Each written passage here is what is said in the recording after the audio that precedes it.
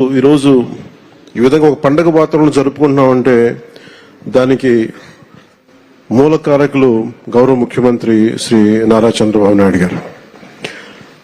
నేను మనస్ఫూర్తిగా వారికి కూటమి ప్రభుత్వం రావాలి అని ఎందుకు ఇంత తపన పడ్డాను అంటే, మీ బంగారు భవిష్యత్తు పాడవకూడదు. మీలో ఎంతమంది ఇందాక ఒక్కొక్కరితో కథలు వింటా ఉంటే మీ 6,100 మంది దాదాపు 4 లక్షల పైచిలుకు యువత ముందుకొచ్చి పోటాపోటీగా ఎగ్జామ్స్ ప్రవేశ ఉత్తీర్ణ పరీక్షలు చేస్తే దాంట్లో కేవలం 6,100 మాత్రమే సెలెక్ట్ అయ్యారు. అంత టఫ్ ఎగ్జామ్ ఇది. ఒక్కొక్కరు post graduation, BSc chemistry, MSc, MA, BSc computer science ఇవన్నీ చదువుకుని ఇంత చదువుకున్న వ్యక్తులు ఒక సమాజానికి రక్షణ ఇచ్చే ఒక కానిస్టేబుల్ ఉద్యోగానికి వచ్చినందుకు మీ అందరికీ పేరు పేరున హృదయపూర్వక ధన్యవాదాలు తెలుపుకుంటా ఉన్నాను. ఇది నాకు ప్రత్యేకించి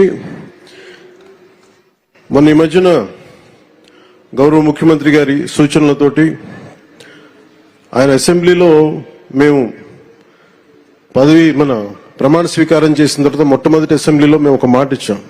ఆంధ్రప్రదేశ్ సుస్థిరత కోసం, యువత భవిష్యత్తు కోసం మేము నిలబడతామని. ఎక్కడ కూడా వ్యవస్థీకృతం అయిపోయింది అవినీతి అనేది.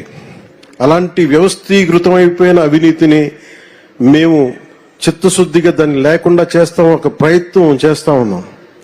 దాంట్లో భాగంగానే ముఖ్యమంత్రి గారి దృష్టికి తీసుకెళ్లి పంచాయతీరాజ్లో దాదాపు 10,000 మంది పైచిలుక్కి ఒకేసారి మేము ప్రమోషన్స్ ఇవ్వడం జరిగింది. ఇది ముఖ్యమంత్రి గారి దార్శనికతకి, వారు పంచాయతీరాజ్ వ్యవస్థలో ఎలాంటి అవినీతి లేకుండా ముందుకు తీసుకెళ్లిన వారి సలహాలు, సూచనలే నేను 10,000 మందికి మేము ఒకేసారి ప్రమోషన్లు ఇవ్వడం జరిగింది.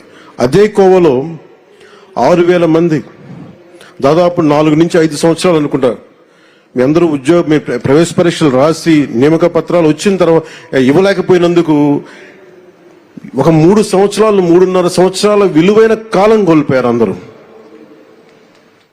ఆ కాలాన్ని ఎవరు తిరిగి తీసుకురాలేరు. డబ్బు తిరిగి రావచ్చు కానీ కాలం, ఎందుకంటే 6,000 మంది మీరు మాట్లాడుతూ ఉంటే ఒక్కొక్కరు ఇక్కడ కూర్చున్న 6,000 మంది మీ తల్లిదండ్రులు, ఒక్కొక్కరి కష్టాలు, ఎక్కడో అల్లూరు సీతారామరాజు జిల్లా నుంచి కావచ్చు, అనంతపురం జిల్లా నుంచి కావచ్చు, అలాగే మన ఉత్తరాంధ్ర శ్రీకాకుళం, విజయనగరం. నాకు నుంచి అదే అడుగుతున్నాను. మన హోంమంత్రి అనిత గారిని, సోదరు అనిత గారిని అడుగుతా ఉన్నా, ఎందుకు ఎక్కువ మంది శ్రీకాకుళం, ఉత్తరాంధ్ర ఎందుకు ఎక్కువ చెప్పలేదు, మిగతా జిల్లాల నుంచి రావట్లేదంటే, నాకు మిగతా జిల్లాలు మా గౌరవ ముఖ్యమంత్రి గారు కూడా చెప్తున్నారు, మిలిటరీకి సర్వీసెస్ కి ఎక్కువ మన ఉత్తరాంధ్ర జిల్లా నుంచి వస్తాయని చెప్పి. ఉత్తరాంధ్ర నాకు అనిపిస్తే ఒకసారి భరతమాత గుడి కూడా అక్కడ ఉత్తరాంధ్రలో ఉంది.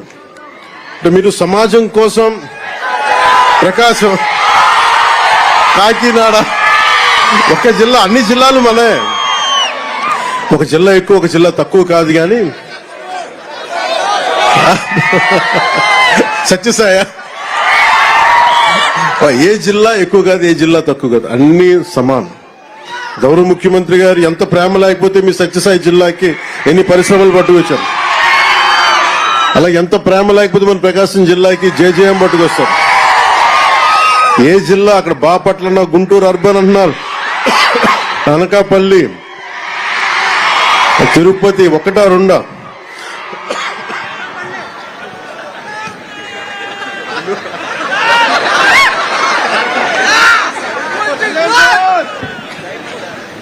ఈరోజు ఇలాంటి పండగ వాతావరణం సందర్భంలో ఒక వ్యక్తి లోటు బలంగా తెలుస్తుంది. సోదరులు, గౌరవ మంత్రివర్యులు, ఐటీ మంత్రివర్యులు శ్రీ నారా లోకేష్ గారి లేని లోటు చాలా బలంగా తెలుస్తూ ఉంది. ఎందుకంటే ఇలాంటి ఒకేసారి ఇంతమందికి ఇవ్వాలని చెప్పి మెగా డిఎస్సి కూడా ఆయన ఆధ్వర్యంలోనే చేయటం, అదే తరహాలో ఇది కూడా ఇవ్వటం మనస్ఫూర్తిగా వారి ధన్యవాదాలు, వారికి నా మనస్ఫూర్తిగా అభినందనలు తెలియజేస్తూ, వారి లేని లోటు చాలా స్పష్టంగా ఉందని తెలియజేస్తూ మీ అందరికి కూడా, మీ అందరి తరపున వారికి నా ధన్యవాదాలు తెలుపుతా ఉన్నాను.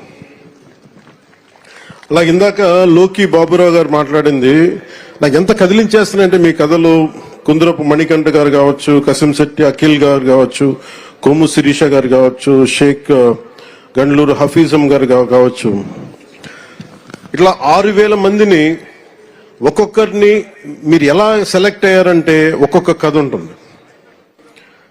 నేను మా నాన్నగారిని చూసేవాడిని. నాకు ఊహ తెలిసేటప్పటికి మా నాన్న పెట్టి ఆఫీసర్. ఆయన ఒక కానిస్టేబుల్కి ప్రారంభమై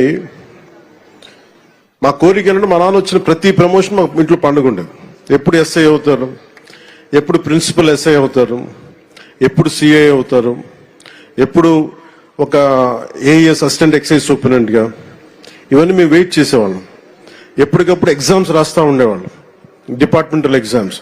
సో మీకు డిపార్ట్మెంటల్ ఎగ్జామ్స్ ఉంటాయి అంటే మీ చదువు కానీ మీ లెర్నింగ్ కానీ ఎప్పటికీ అవ్వదు.